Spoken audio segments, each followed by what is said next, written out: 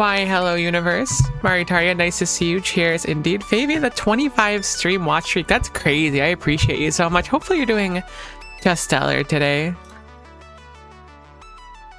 Allow us to venture once more into the world of the cube. For better or worse. Apparently I'm on the cube train. Oh gosh, there's like 9 notes. I guess there's only 8 of them. Actually counting them real quick. That's still so much. I don't remember any of this. I do remember accumulators, and it's at the top, so I'm willing to bet I put them in order. So let's focus on accumulators first. Baby steps while the cube, I assume, is just going to run around and do stuff. I think I have it so everything's working for the moment, but let us see. So what is accumulators made out of? Oh, they're going to be in a chemical plant, right? Or is that just the batteries for them?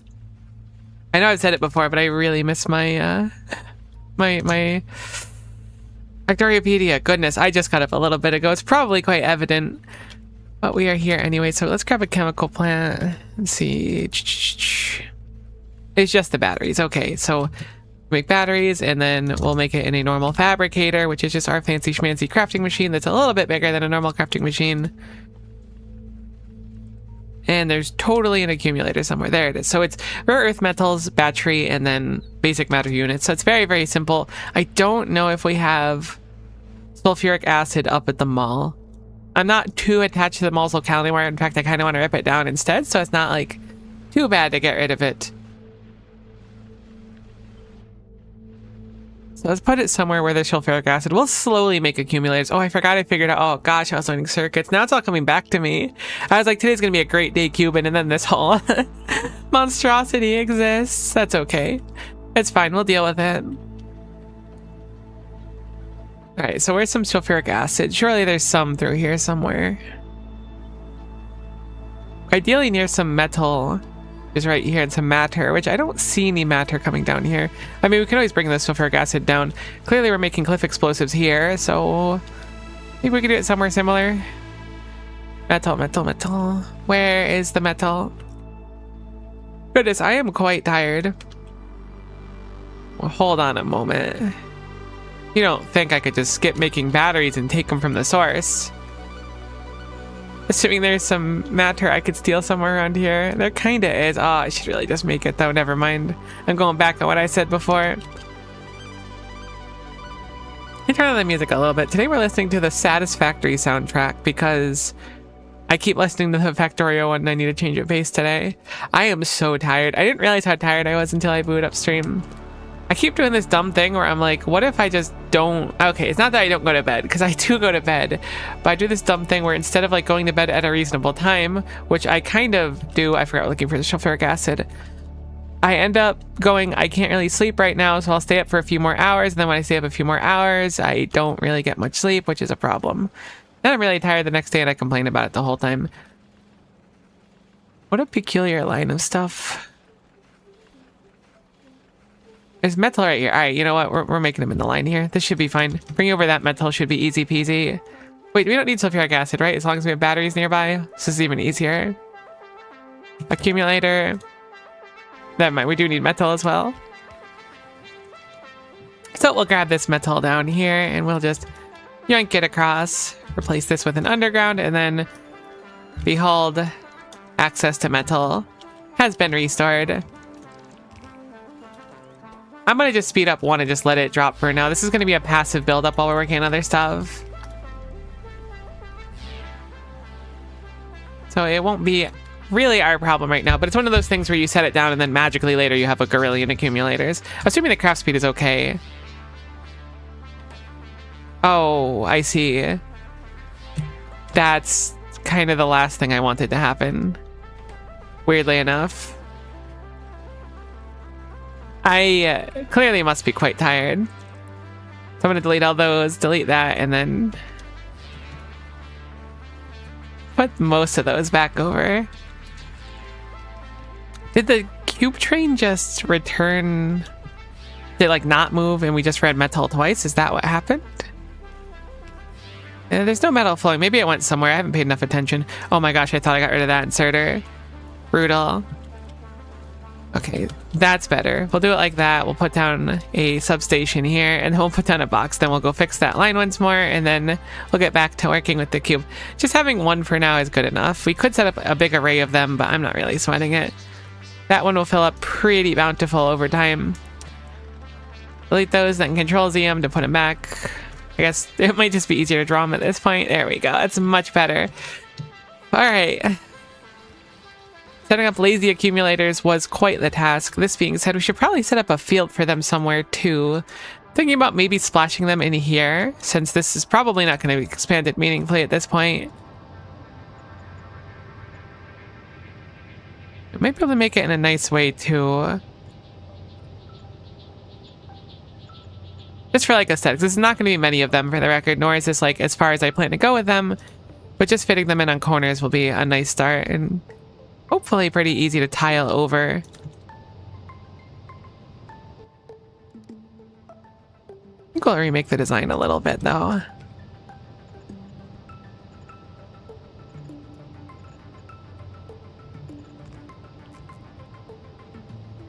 This way we can start storing power for the first time. I was gonna say in a long time, but I think literally ever on this save. I'm not really a big fan of accumulators. That might be a kind of spicy take, but they just never really sang to me. Can this substation reach far enough to connect those? That would be kind of ideal if we could just skip out on that altogether. I'm pretty sure it can. It's gonna be very close to that bottom one though. There we go. Okay, cool. That's better. We'll just replace the corners with substations. They'll probably look kind of okay on the map as well. It also might look like garbage on the map, but we're going to trust that it looks fine. This is a small step of the cuming we'll be doing. Okay, see that one? That one's got to be water, unfortunately. Without the water there, it's going to absolutely turn off. Oh, there you go. Now our cube is really a cube. We've successfully cubed at the speed that was required of us. How's our power doing, right? I wanted to set up those accumulators because sometimes they store 10 megajoules. I think that's normal. That feels normal. When this runs, everything gets gunked.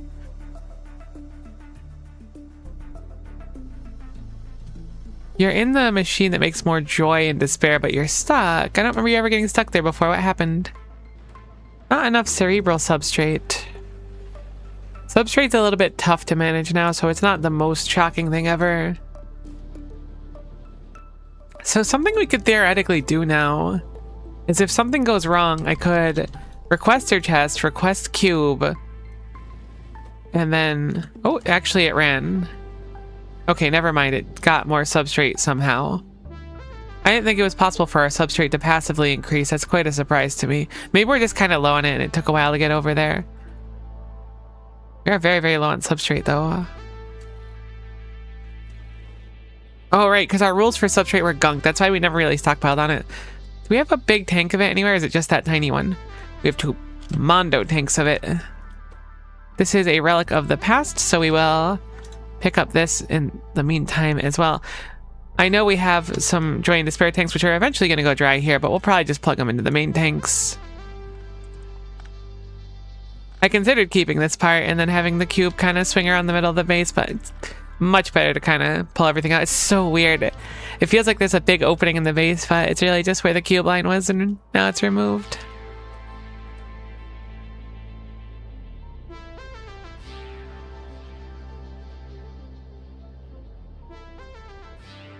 Cube consumer. All right, so at least the cube is running. Did I set up the rules for this properly? So it needs to be expended, right? The cube consumer. Right. Okay, it's coming back to me now. So something we could do to start at least is we could set up the cube consumer as like a thing over here. I know it's further down the line, but I think this is kind of important since we're at a spectralite. We can make it so that this specific thing requests some of those batteries, and it shouldn't need many of them. I forget what they're called though. Power cell.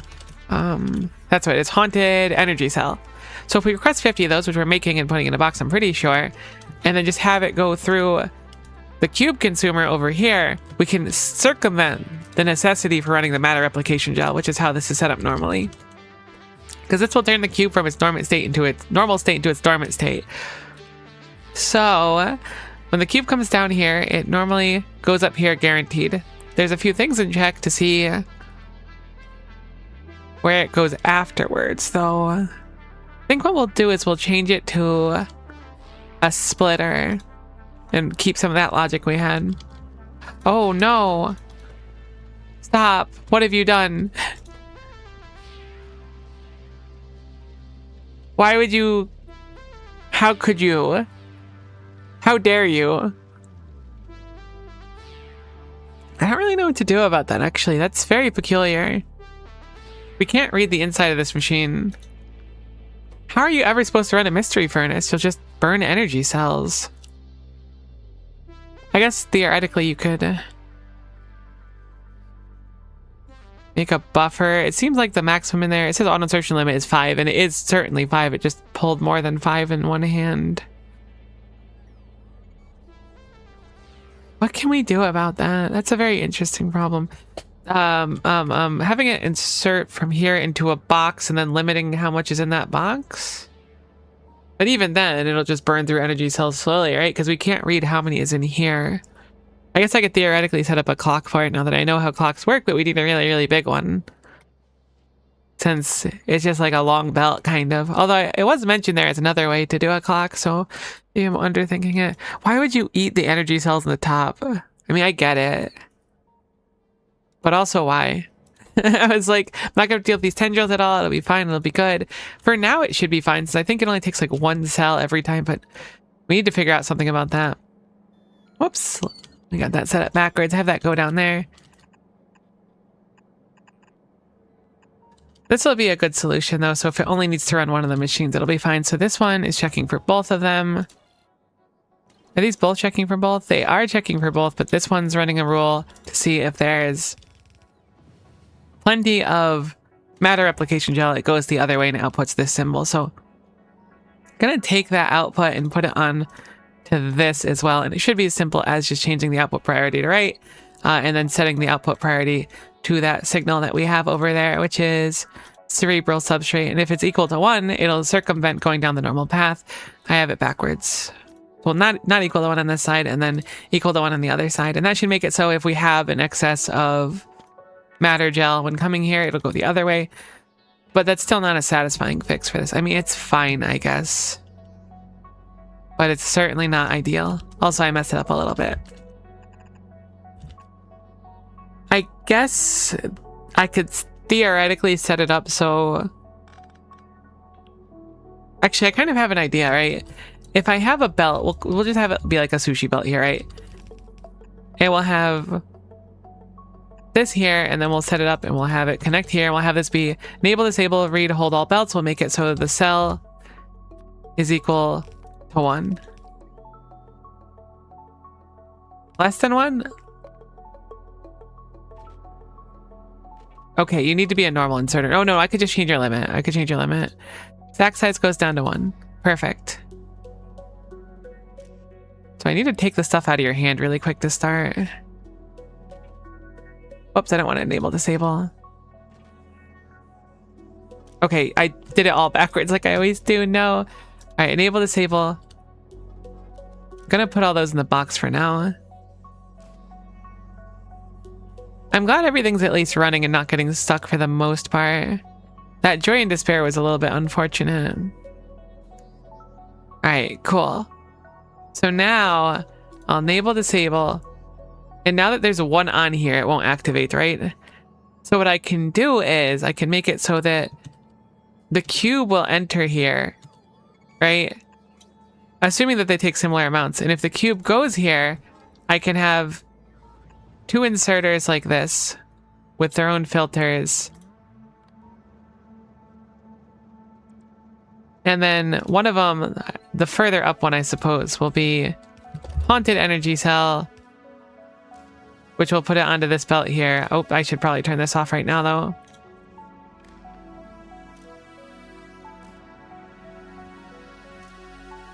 And then this one will be for cube, and then we'll make the rule like, I guess I might have to set up a combinator. But we can have it so that, assuming it takes a similar amount of energy to actually run the cube through, which I don't know if it will or not. We also need somewhere for the tendrils to go. So we'll put a filter here. I should figure this out sooner than later because it might be very, very helpful in other things we do. So I really don't want to push it off too long. Tendril. Cool. So that's a tendril filter. That'll go into a provider chest, which we'll have go into a requester chest over by our tendril expulsion over here. And this will just request all the extra tendrils in the base. I don't think they have a purpose yet, but they seem to come from a lot of byproducts. Is that actually connected to power? It totes is, so that's fine over there. You're running, which is wonderful to see. Really love when this kicks on. My one complaint, I guess, is this side empties so quick, but I mean, that's kind of the idea. It just cascades down, a bunch of stuff gets put through, and then it moves on its way. So it's working, but I don't know if it's working ideally. So the cider combinators, I suppose, should be fine. And this will check for the amount of batteries, not batteries, energy cells, haunted energy cells specifically, and the amount of cubes. Make that equal to 1.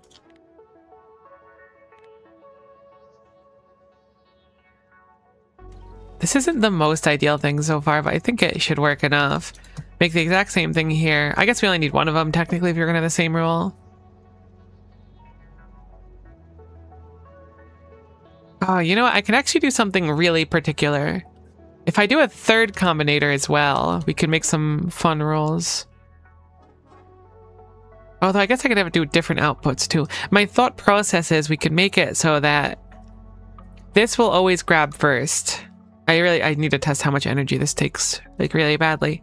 Regardless, this will always take first, and then I can make sure that that gets inserted, and then the cube gets inserted afterwards, if that makes sense. I don't know how good I'll work in practice, but in theory, it could be interesting. Gosh, it's always just running through those same machines. It makes sense since we need so much metal. I was planning on improving the furnace stack anyway, so it's not that big of a deal. So we'll take in the information from this belt. It's already being read. So we can have it so when there is a cube and one energy cell on this belt, it'll output a symbol. I'll just do low battery, I suppose. I pick really arbitrary things, but I don't want to pick something I already have. So if I connect it like this, and then I check for low battery is equal to, heck, I knew I was going to do that too, so I was panicking. Low battery is equal to 1. Then this will kick on. I can have the second one kick on. I'm really doing this with a big assumption that things are just like gonna kind of work. Thankfully it's running on its own this time. I can have the second one get the same rules, but I can make it so that that is not equal to 1 instead, and cube is equal to 1. I'm gonna need a third one for this as well, but that should be fine. And then if I connect it here, this will run. So if... Actually, I can use the same one. I can do this with 2 combinators. I might even be able to do it with the one with what I want. Why are you stuck? Are we really out of steam again? That kind of tracks since you have been back here in 5 ever. Thankfully, I'm right here, but why is the steam running out? Let me finish up what I'm working on here. We'll go make sure it goes to the right place. I guess we have to just buffer more steam. It's very tough to balance making sure the train goes to respective stops. There's got to be a better way to do it, because currently it's just running between the same few top stops because they're so demanding. I guess I can move those stops down the list so they'll be less in demand. Technically, they're still in demand. All right, so let me quickly fix this. So that's wrong.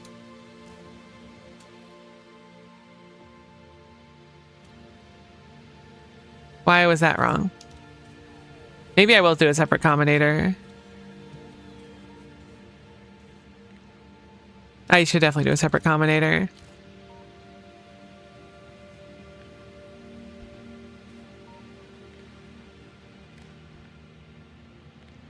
I was a little bit overzealous with thinking that I could make that more logical. I mean, at least in my head, this will work better.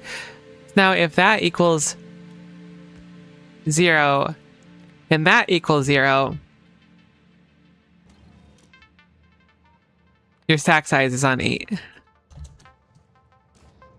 I see. Cool. So now you will put 1 on the belt. So this sees 1 on belt. When cube go on belt, this satisfied this turn on. When cube enter belt, this turn on insert fuel. When cube on belt, but haunted energy cell no on belt, this turn on, cube get put through after energy cell, so it always has power. Afterward, it put one more haunted energy cell on belt.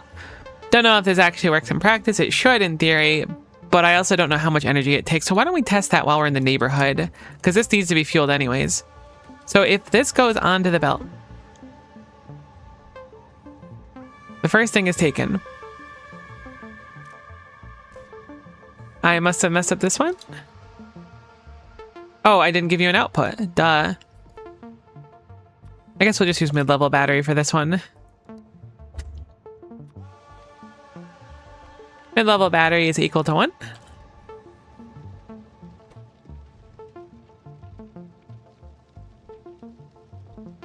Okay, so it takes about half of a cell each time. How peculiar. That doesn't quite work out how I want it to. I mean, it's fine enough. It'll keep it from overflowing on batteries, I suppose.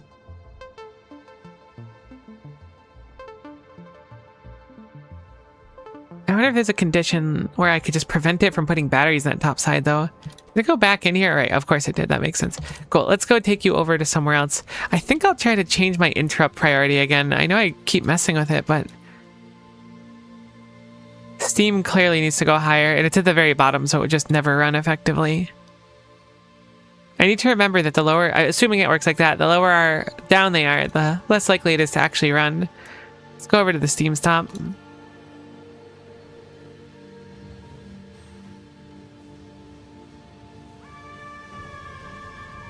Cube goes out here. We'll produce a bunch of fuel now. We'll produce a bunch of steam in the meantime.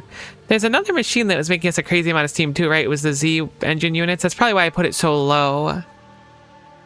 I could set up theoretically, I mean, I do have some contingencies actually. Thinking about it, I was going to say I could set up some rules to make sure, wow, we make these very, very quickly. To make sure that this doesn't run too often. Because we'd ideally just run the widget thing. So what we'll do is, to compensate, CubeCam, get over here. We'll make it so that the widget has higher priority. I'm pretty sure it's the widget. It could also be that recipe. Actually, it might be that stop over there. Make that one higher up. I think steam should still be really high, but in theory, this shouldn't run at all when the steam is high enough. Is this going to load quicker if I change it over to a loader?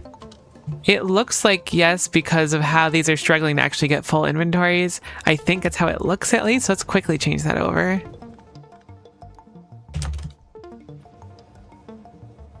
Theoretically, I could also just improve the belt itself. Oh, look at that. Our prod mods are finally getting put out too. It's a nice boon for us.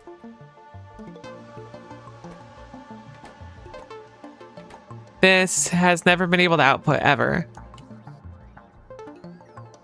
That's the second thing I've messed up here. That's crazy. I mean, I guess it's not that crazy. Messing up just sort of happens, but damn. How unfork knife.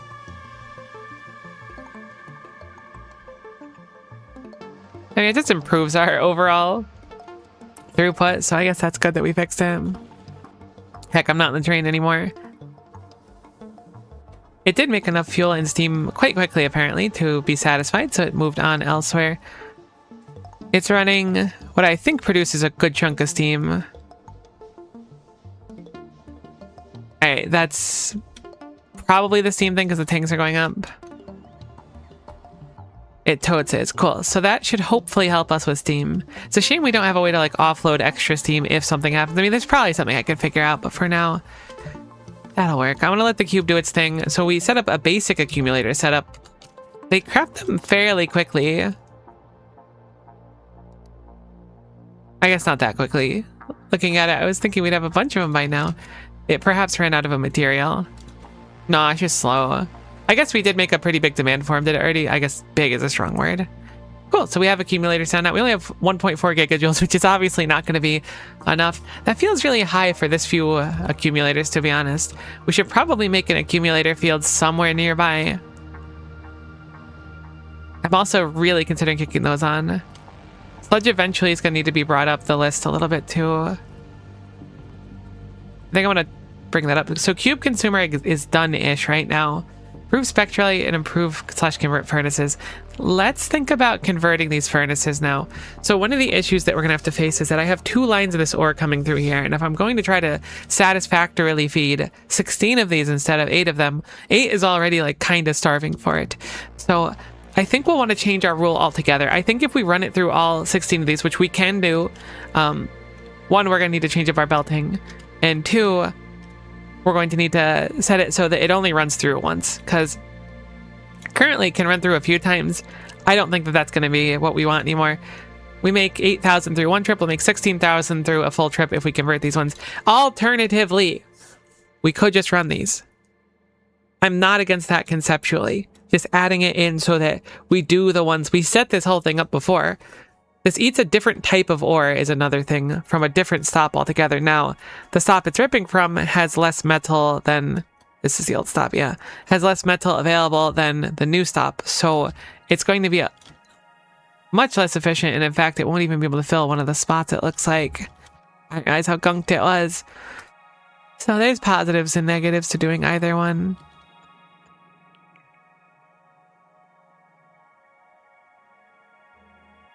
It's not difficult to get more ore. We don't know where much more is. I mean, there's 1.7. Let me change it over to metal. There we go. Yeah, there's very tiny patches of 4.8's okay, but I'd really like to find like another 11 or so. I'm sure it's just because like our spawn was like here or whatever next to the water. So like there's probably a decent one out here somewhere, I would guess. Maybe up here, but it might just be like a big old ocean. Maybe we'll grab the cube and go look around and then set up some more rails. That would probably solve the problem. I'm thinking we want to just invest in this upper one because of just how much it makes for when the cube's here. You know how 6, 7, and looks smacking are the phrases lately? Next hot new phrase is going to be cubing. Okay, I'm kind of down for cubing. What would the act of cubing mean? Does it mean anything? Also, it's very nice to see you, Lucario. Hopefully you're doing just stellar today. What am I going to do about this? I think I might commit to just sending it through the whole loop altogether, like I was kind of alluding to before.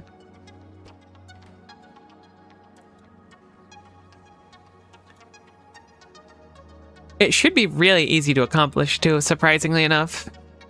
Because of how I set this up, like this is normally the last one that runs. It loads in here, it runs here. I should, in theory, be able to have it load into this and then load up to one of these without too much trouble once it repairs. I mean, I can use an extremely... Oh, I can use an extremely long-handed filter inserter. Actually, that'd be really fun. Yes, that's so nice. I heckin' love extremely long-handed filter inserters.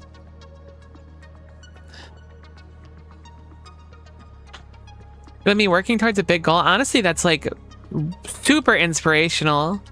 Holy moly. I'm cubing so hard, RN, for real, for real. I'm so hippin' with it.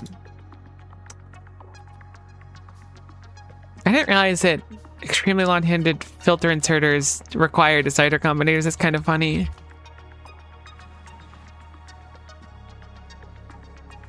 They're actually going to go through a power pole as well, which is probably immoral, but we'll do it because we're just that crazy.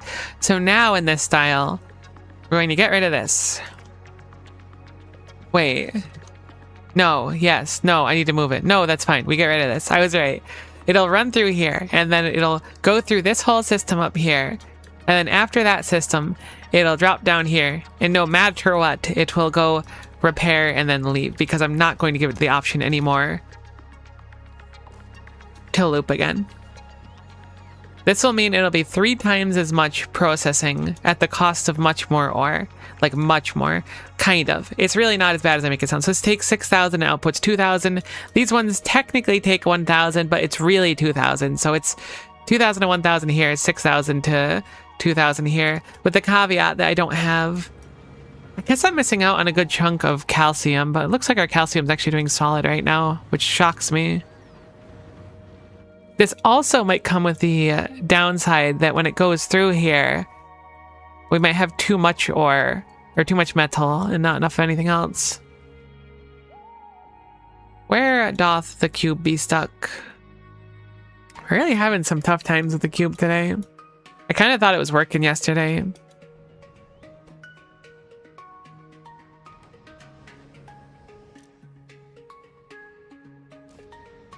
Okay, so I did a solid oopsie whoopsie, and I accept the fact that I did a solid oopsie whoopsie. It's fine. It's a pretty easy fix, all things considered.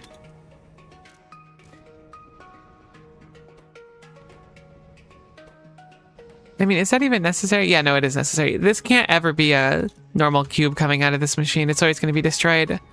So our logic needs to change a little bit. So we'll plug this in over here instead. We'll disconnect this one.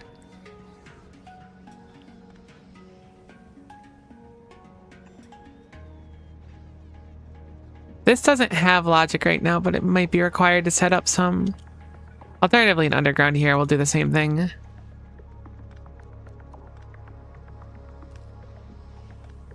Okay. Cool. That should be sufficient. So I'll make it so the rules are, this one is, it should always be enabled, but we need to move that rule over to there and then plug this one in, and then we just need to clear the filter for this and then clear the enable disable. Because it doesn't need this rule specifically. It's going to want to repair either way. It's just going to look at, do we have enough deep solution? If we do, then nope out of here. If we have over 23,000 in the container, if we don't, then loop back through it.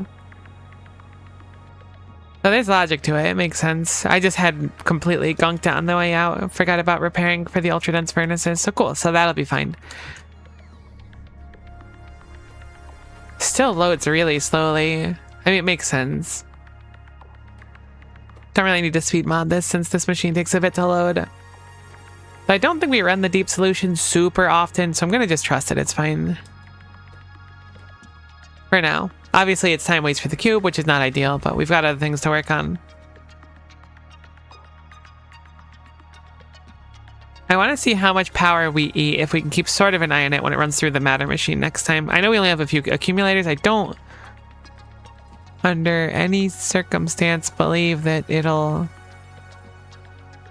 work. Why is this like this?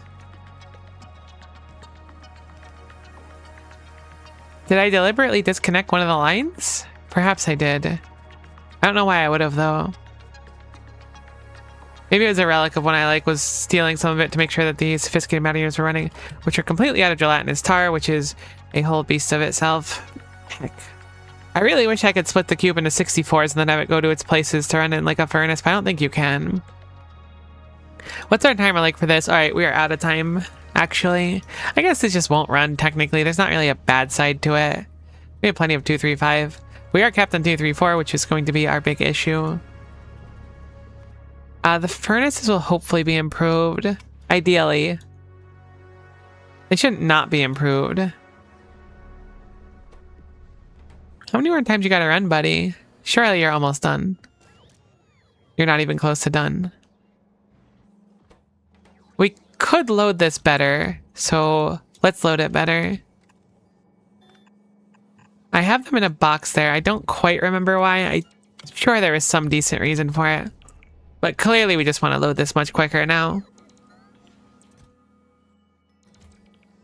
Those will go into a box. I'm sure we need more storage chests soon. Oh, it's beautiful. It's also kind of horrible, but it's beautiful in a way. The obscene amount of things we have stored. But hey, if we ever request it, it'll be available to us. But now we got big ol' lines. There we go. Once this goes down, it should be a lot quicker. I mean, I guess it's technically 50% quicker, but still, it's a pretty significant upgrade for how long it takes to actually load. Okay, but running out of deep core powder is not good. But also not unexpected. I did say this is related to pin above. Faster processing. Ah, okay, so I want it to be more crushers. I don't remember reading that literally at all, but apparently I did in fact have that be a thing.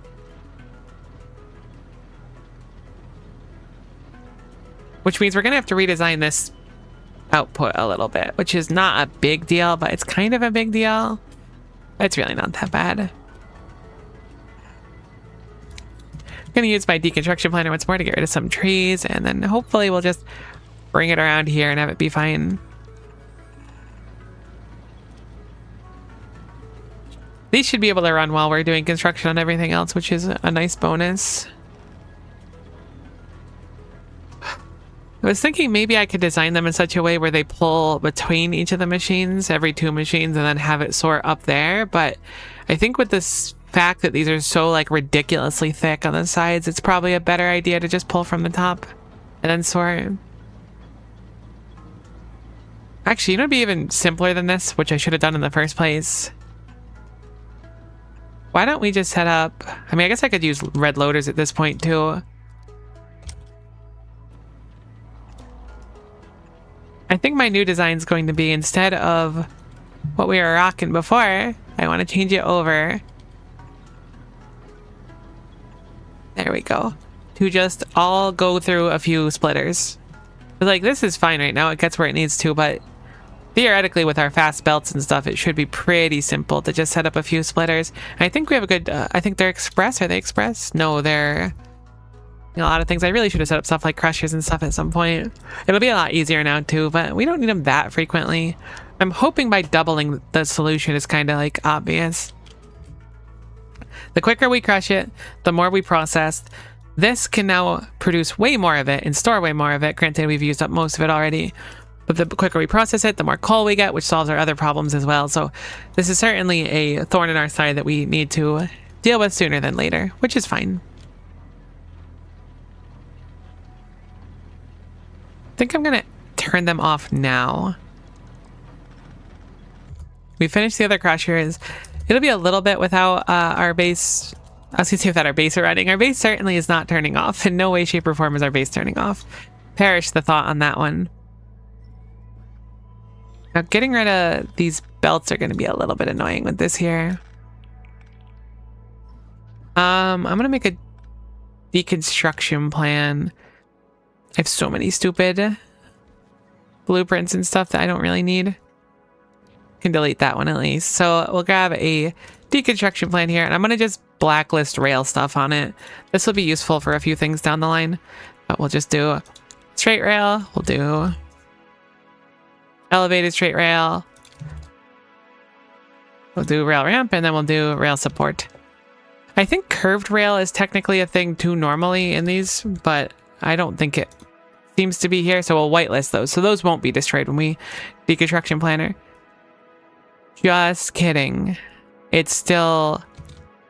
Wait, I did it backwards? I thought whitelist was the one you wanted. Blacklist? Ah, no, it is blacklist. Okay. Silly me. Cool. So now we can disconnect this and just hopefully... I mean, it needs power too, so let's plug the power back in. Hopefully we can just do a few loaders out, and then those loaders go onto a purple belt, which will then have access to quite a bit of speed and a few splitters to just make it work. And that should make it a lot simpler for whenever we add more of them instead of like whatever that big old spaghetti factory was.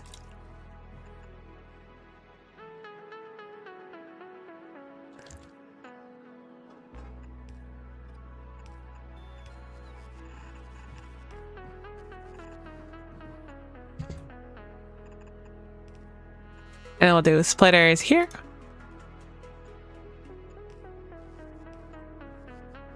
I'm going to move this one over one. That way we can take the splitters and have them like bend into themselves so nothing gets wasted.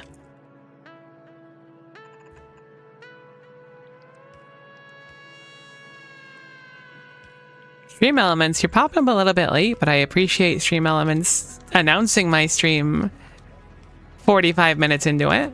Better late than never.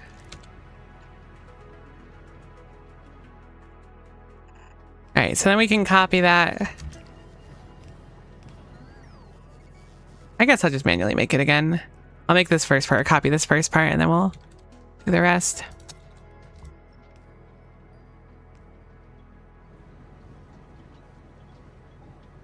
That splitter is not necessary. We can save on a splitter there as well.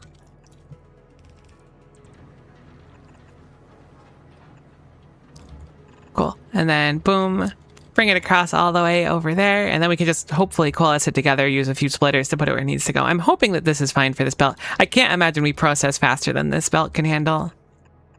If we do, which is not likely, but also not impossible, we can always have separate belts come through. But now it should be very simple. We just have 3 different splitters right here.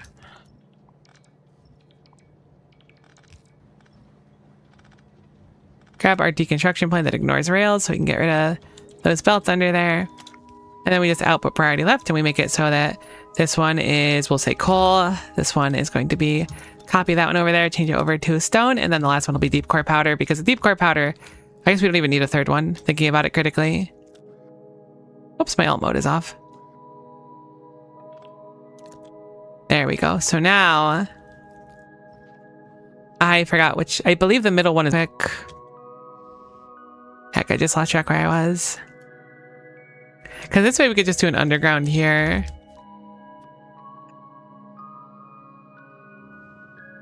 Oh my gosh, they're so long. Love that for me. Okay, and then I'm going to set up... I'll get rid of these belts for the second. I'll put down one more purple belt, and then that one should have a little bit of stone on it we can pick up instead of needing to clean the whole thing. And the stone can come right up here and go through here.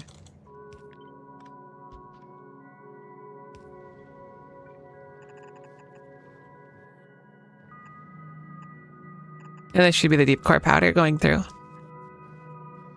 Much simpler than whatever spaghetti we had going on before.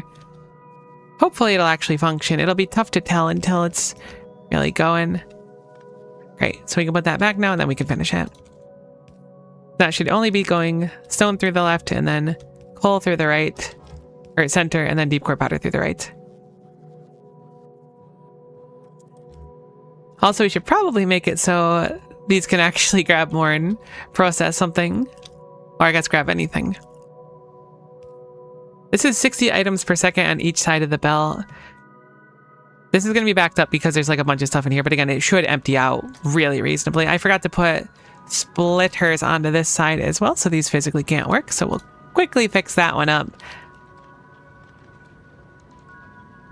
May as well take advantage of our fancy schmancy purple belts now that we have them. Yeah, now that this is running, this looks just fine. Way simpler. Any more added on should be very easy to put through here.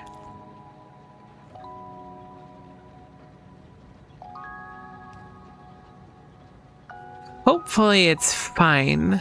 I'm thinking it will be. We gotta wait just a little bit to make sure that all empties out. Okay, this might be a little bit too much. Oh wait, you know what I can do? That'll speed it up, right? Yeah, that'll make it much better. Silly of me to not set that up in the first place. Should be quite on the nose now, and hopefully that'll be sufficient.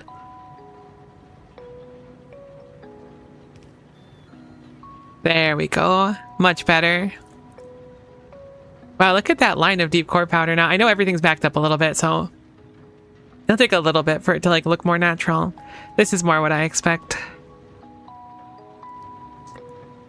Either way, this is way better than what we were doing before. Now, keeping in mind, this is going to also make a higher demand for crystals, or I should say, but we need a bunch of this stuff anyways. I think it's very important for everything to go a little better. Faster processing and more coal. This is absolutely going to result in much, much, much more coal for us. It appears that we're a little bit locked on the outer ones, but it's not even like meaningfully. That's the thing, is it's like still pretty solid.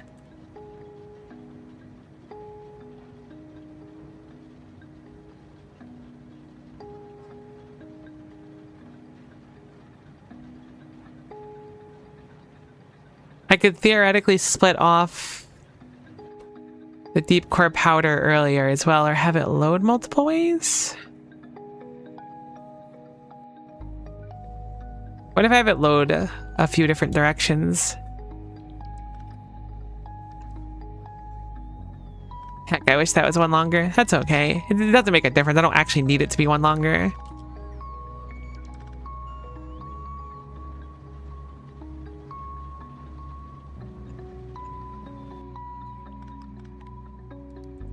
So we'll make this the deep core powder.